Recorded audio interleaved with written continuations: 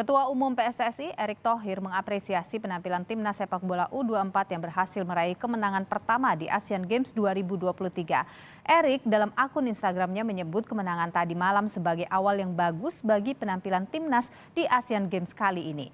Dan meminta timnas tetap fokus dan semangat di ajang ini. Kemenangan timnas U24 Indonesia atas Kirgistan membuat timnas untuk sementara memimpin grup F. Meski memiliki poin yang sama dengan Korea Utara, timnas berada di atas Korea Utara karena punya poin kedisiplinan yang lebih baik. Dan saudara, untuk mengulas peluang dan juga penampilan timnas U24 Indonesia di Asian Games 2023 yang berlangsung di Hangzhou, Tiongkok, saudara, kita sore ini sudah bersama dengan pengamat sepak bola, ada M. Kusnaini. Bung Kus, selamat petang, sehat selalu.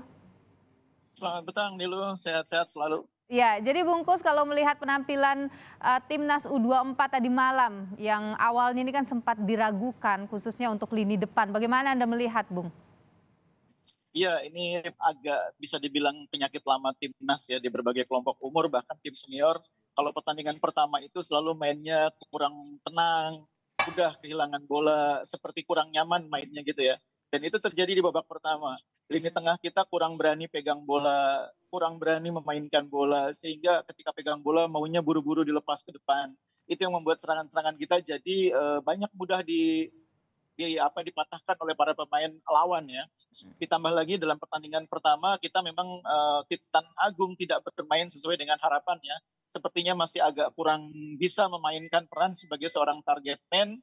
Di situ terasa bahwa kita memang kehilangan Ramadan Sananta.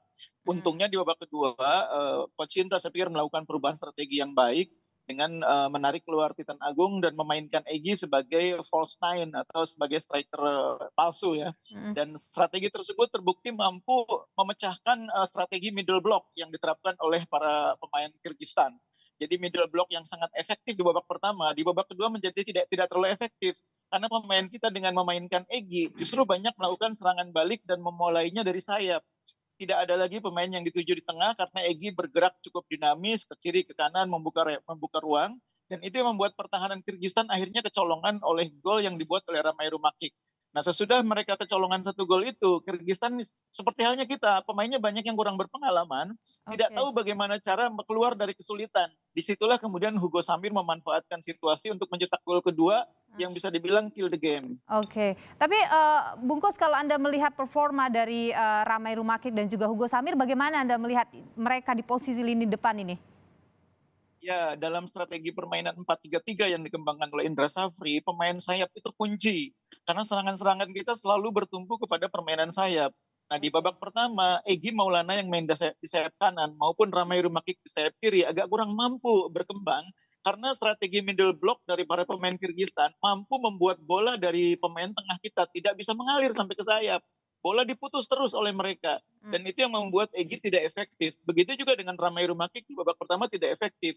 Nah, seperti yang saya bilang tadi, di babak kedua menjadi lebih efektif ketika Egy yang main sebagai striker, sebagai false nine, dan Egy pintar menempatkan diri mencari ruang yang membuat Ramai bisa mendapatkan space untuk masuk ke pertahanan lawan, yang membuat sisi kanan juga lebih hidup karena di sisi kiri ada Doni yang juga bermain cukup baik membantu pertahanan.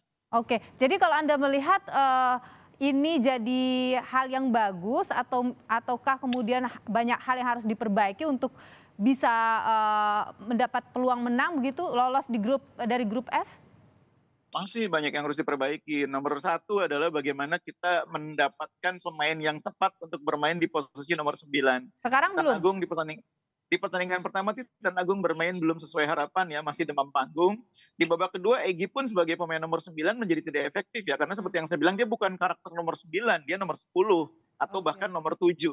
Nah, cuma untungnya kemarin seperti yang saya bilang, perhatian lawan banyak tertuju kepada Egy. Pada saat itulah Ramai Rumakik berhasil mencuri peluang, termasuk Hugo Samir melalui serangan balik cepat dari sisi sayap.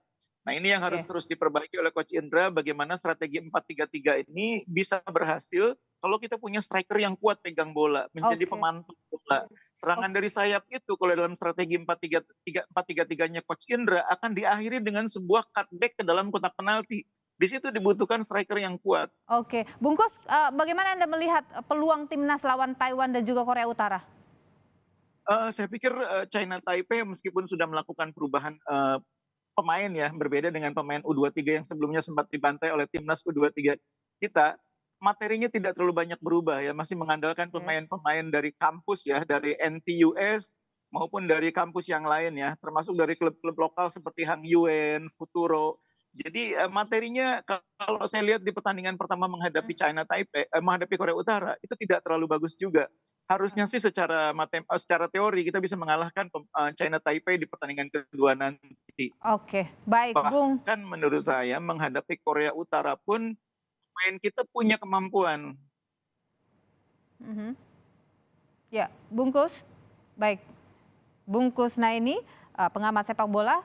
Ini Iya, sepertinya ya. Terima kasih Bungkus atas tadi ada sempat kita masalah dengan audio, tapi terima kasih Bungkus atas baik, sama-sama. pandangan Anda di Kompas Petang hari ini. Sehat selalu.